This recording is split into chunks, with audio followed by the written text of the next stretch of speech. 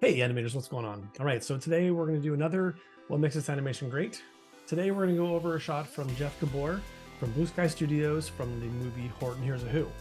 This is a fantastic shot that Jeff did, and I love talking about this shot because of quite a few factors, which we're going to go over right now. So let's go into it real quick. We're going to watch it a couple times, and then we'll talk about what makes this animation so great. Here we go. I gotta get this spec up to the top of Mount Newell ASAP. Whatever that means. Probably act swiftly, awesome pachyderm. I mean, how hard can that be? Cool. So what I like about this shot so much is that it is a modal shot. It's a transversal. The character is moving through space. The camera's tracking Horton here. He's talking to himself. He's basically referencing the spec, of course, that he's carrying, and he's trying to get it to a safe spot. What is so cool about this shot is that the acting choices based on the dialogue that Jim Carrey gave more or less dictates the choices being presented here. So as Horton moves through the scene, for example, he's not just doing a walk cycle and then talking as a talking head on top of that. I love the fact that Jeff went through and really thought about what the dialogue is saying, the cadence of the dialogue, the delivery, where the inflections are happening, and then using that as a vehicle to kind of figure out where Horton is going to ebb and flow, where he's going to pause, where he's going to move fluidly, and where things are going to be combined and then more isolated. Really great examples here. Let's go through a little bit here and kind of talk about some of the stuff going on. So right off the bat, Horton kind of hurries into the scene here from the previous shot and then finds his cadence into his walk. As he does that, he starts into his dialogue here, and Jeff immediately goes into a lot of head acting here on top of the walk and goes into arcs. There's a lot of arcs in the shot, which there should be, and so we'll kind of highlight some of those. So as he comes through here, this first piece of dialogue here basically anticipates a cross screen right and then goes across into a big arc left here, and then ends up in this little moment here at the top where then the face opens up, so we get that opening shape, right?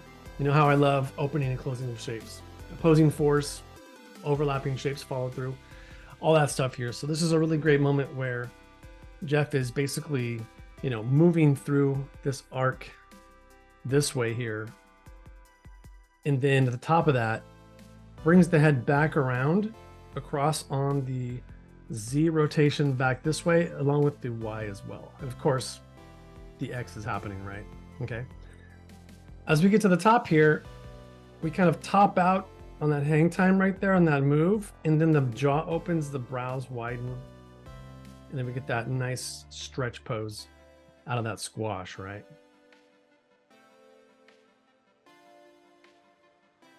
And here we go again. So now another big arc here. This basically serves as an anticipation pose. This could almost be an antic right here, right? This big move up here kind of anticipates the move back where he's going screen right. So we can go ahead and call this one an antic if we want to. I'm okay with that. That's fine. And then we're going to go back through here. Big move back here. I love the fact that Jeff keeps the head angle or the axis on the Z, whatever you want to call it. He keeps that consistent through this first move right here. And then he gets this little bit of secondary texture as he tops out that movement right around 103 here. So he could have just brought the head across, but I like the fact that he did a head shake along the way. It adds a bit of secondary, gives the character texture, gives the animation texture. Comes up back here. Boom. So now as we move across this arc here, we come up here to the top and then we come down and then hit hard and we get a pause. So this is the first pause moment right there.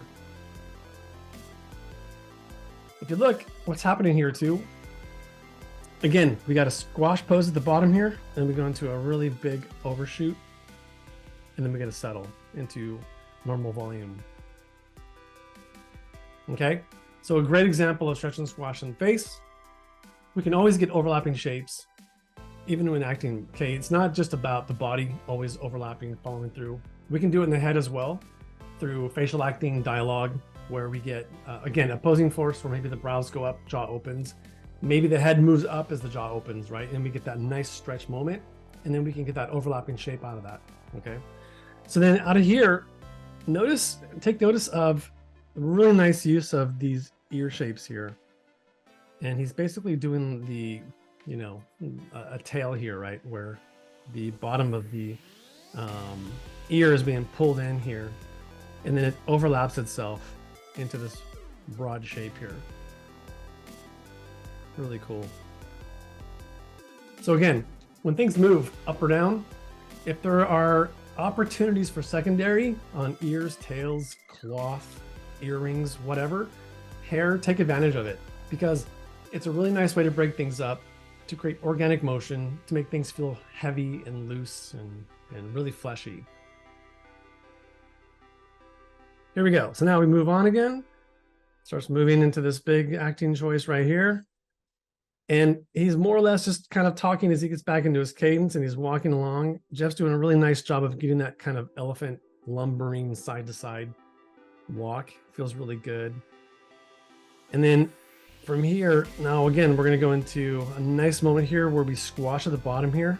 Nice squash pose at the bottom of this. And then we go up and we got a slight arc back this way, but we're getting into a stretch pose here. Okay, so again, taking advantage of those arcs and those stretch and squash moments. We get back to normal volume right there. And then now, this is one of those moments I'm talking about. So the dialogue choice here and the way Jim Carrey's delivering it gives Jeff a lot of options here to create ebb and flow again, right? And pause moments. And there's like this really great kind of takeoff moment where Horton's just kind of pushing off into screen, right? And we get this kind of, you know, stiff kind of push off here, right? Okay. And he's just gonna jump off the ledge here and then catch himself. So what happens is we get this really nice cross step back and forth. You can see it in Jeff's reference. He's referencing that idea right there. But it's, again, it's giving us really big arcs, right? That then take off back this way. And we can kind of get that kind of figure eight feeling to it.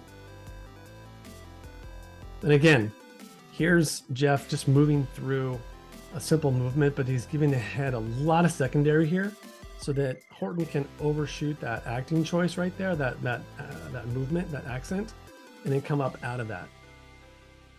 And then right there, I love this moment right here too, because we get to this moment where Horton kind of settles out, but then boom, hits a nice little stretch pose out of that. So we get this nice little moment where he's more or less just natural volume here.